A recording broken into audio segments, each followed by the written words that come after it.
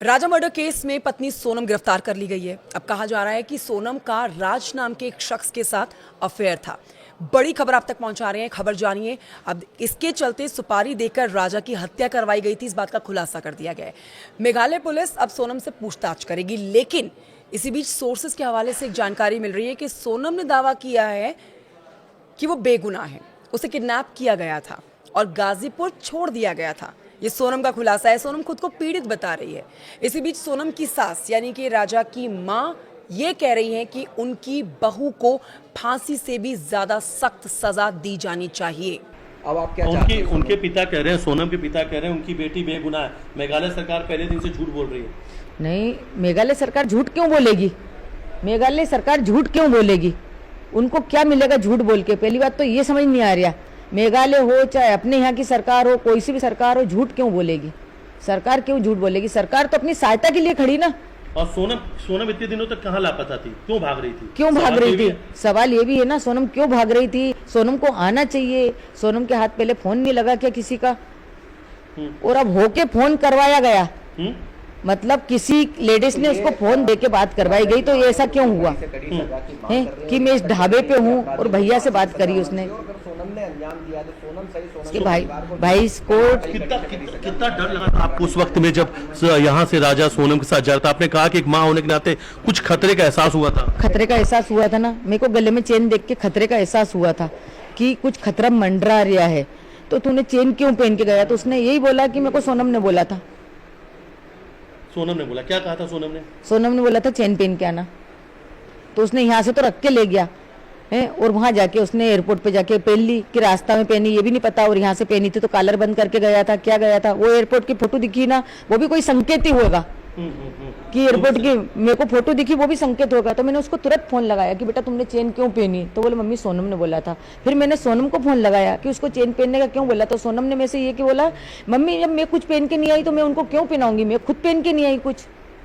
और सोनम हमारे घर की बहू थी तो बिजासन उसमें क्यों रखी उसने? सूटकेस में बिजासन क्यों मिली? हमारी कुलदेवी तो वही थी है। उनकी मम्मी हमसे बोलती जाओ कुलदेवी के वहां नाक रगड़ के। हमको तो ये चीज का नॉलेज था नहीं। हमने तो समाज की वजह से शादी करी थी ना।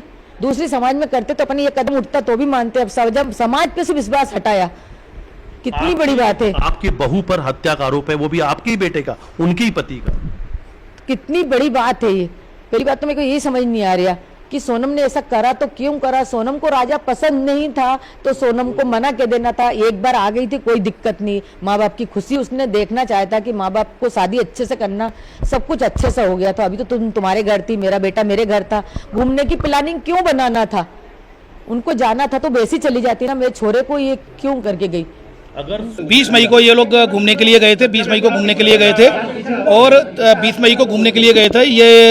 ये गुवाहाटी होते हुए सीधे शिलोंग पहुंचे और उसके बाद लगातार इनकी 23 तारीख तक इनका संपर्क रहा और मदर इन लॉ से लगातार संपर्क में थे और राजा संपर्क में था। 23 मई को इनका संपर्क टूट गया। उसके बाद से लगातार जो परिजन थे दोनों परिवारों के, जो सोनम रघुवंशी और राजा रघुवंशी के जो परिजन थे, वो लगातार पुलिस कमिश्नर इंदौर के संपर्क में थे। तो पुलिस कमिश्नर इंदौर के द्वारा इसमें DCP crime branch Rajesh Tripathi sir को इसमें अपॉइंट किया गया और उनको ये इंस्ट्रक्शन दिया गया था कि लगातार वो जो ईस्ट सौरा डिस्ट्रिक्ट है वहाँ पर जो उनके एसपी हैं उनसे लगातार संपर्क में रहे। तो लगातार कम्युनिकेशन था, सर्चिंग ऑपरेशन चलाया गया जिसमें लगातार डीजीपी मध्य प्रदेश के द्वारा लगातार डीजीपी मेघालय से लगातार संपर्क में थे। Senior officer Indore police commissionerate के संपर्क में थे, तभी लगातार रेस्क्यू ऑपरेशन चलाया गया था। और 2 जून को डेड बॉडी मिली, श्री राजा रघुवंशी की डेड बॉडी मिली। यहाँ पे थी आप लोगों के साथ सर्च करने? ये जैसा कि मैंने बताया, कल रात्रि में सूचना मिली थी और मेघालय पुलिस ने यहाँ इंदौर पुलिस से कमिश्नरेट में सीनियर ऑफिसर से संपर्क किया गया। तो यहाँ संपर्क ऑपरेशन एक DCP crime branch Rajesh Tripathi sir के द्वारा लगातार इसमें एक ऑपरेशन चलाया गया रात्रि में। और मतलब ये जो 8 और 9 की रात्रि में ये कंबाइंड ऑपरेशन चला था, जो मेघालय शिलोंग पुलिस और जो इंदौर पुलिस कमिश्नरेट के जो ऑफिसर्स के द्वारा लगातार अभियान चलाया गया, जिसमें 3 लोगों को राउंड अप किया गया है। जिसमें एक राज कुशवाहा है जो कि नंदबाग का रहने वाला, दूसरा विशाल चौहान है वो भी नंदबाग का रहने वाला है, और तीसरा जो सस्पेक्ट है और वो आकाश राजपूत है। तो ये तीनों लोगों को फिलहाल राउंड अप कर लिया गया है। शिलोंग पुलिस इंदौर में ही है। चौथा आनंद है जो कि अभी फरार है। अभी उसको भी ये आनंद आनंद यही का इंदौर का ये आनंद इंदौर का ही है और अभी इसमें फिलहाल चौथे जो सस्पेक्ट है उसके लिए भी लगातार इंदौर पुलिस जो जितना भी जो सहयोग है वो शिलोंग पुलिस को लगातार कर रही है। शिलोंग पुलिस वर्तमान में इंदौर में ही है। उनके द्वारा तीनों जो आरोपी हिरासत में लिए गए थे उनको दे दिया गया है। वो उनकी